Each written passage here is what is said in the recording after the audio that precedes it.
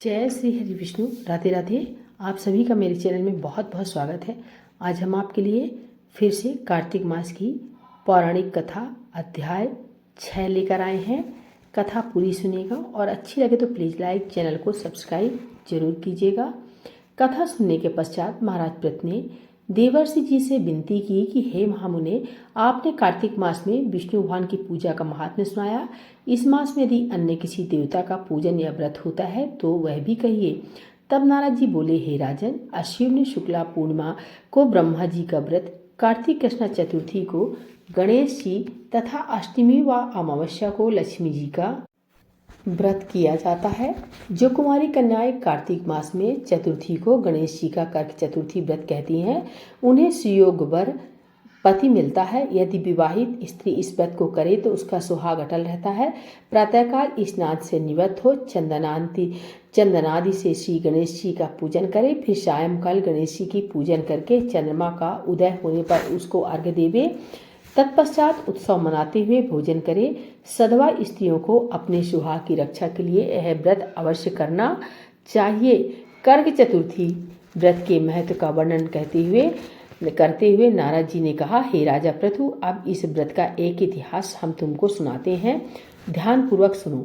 भद्रावती नगरी में सुधर्मा नाम का एक राजा था। उसके रविदत्त, सुशर्मा, जय शर्मा और सुशोभन नाम के 4 पुत्र तथा वीरवती नाम की एक कन्या थी। सुधर्मा ने अपनी कन्या का विवाह देवव्रत के साथ किया था। वे दोनों प्रेम पूर्वक रहने लगे। एक दिन अचानक घर पर सर्प द्वारा काटे जाने से देवव्रत की मृत्यु हो गई।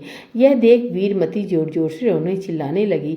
आवाज़ सुनकर उसके माता पिता भी तथा 4 भाई तथा पुरवासी भी वहां पर आ गए और देवव्रत को मरा हुआ देखकर समस्त नगर दुख के सागर में डूब गया।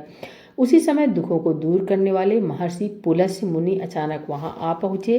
राजा ने हाथ जोड़कर विनय पूर्वक उनसे पूछा, हे महात्मन, किस पाप के कारण मेरी यह कन्या विधवा हुई है? पुलस्त्य मुनि ने बताया कि कार्तिक मास के कृष्ण पक्षी गणेश चतुर्थी का व्रत न करने के कारण ही यह कन्या वैधव्य को प्राप्त हुई है।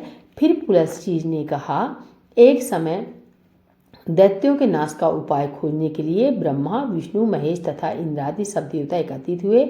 उस समय ब्रह्मा जी ने कहा कि गणेश चतुर्थी का व्रत संपूर्ण विपत्तियों का विनाश करने वाला है। तब सब देवताओं ने कार्तिक कृष्ण चतुर्थी को व्रत किया, जिससे दैत्यों पर विजय प्राप्त हुई। विजय होने के बाद समस्त देवताओं ने गणेश जी से कहा कि वर मांगो। तब गणेश जी ने कहा कि जो स्त्री कार्तिक कृष्ण चतुर्थी का व्रत करे उसका पति चिरंजीवी तथा जो न करे वह विधवा हो। अतः समस्त स्त्रियों का व्रत अवश्य करना चाहिए। हे राजन, तुम्हारी कन्या ने इस व्रत को नहीं किया था, इसी कारण यह विधवा हुई है।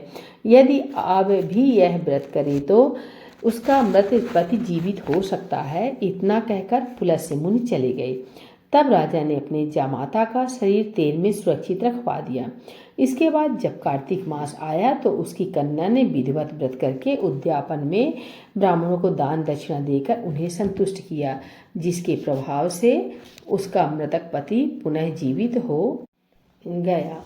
नारद जी कहते हैं, हे राजा प्रथु, सौभाग्यवती स्त्रियों को अपने सुहाग की रक्षा तथा संतान प्राप्ति के लिए यह व्रत अवश्य करना चाहिए।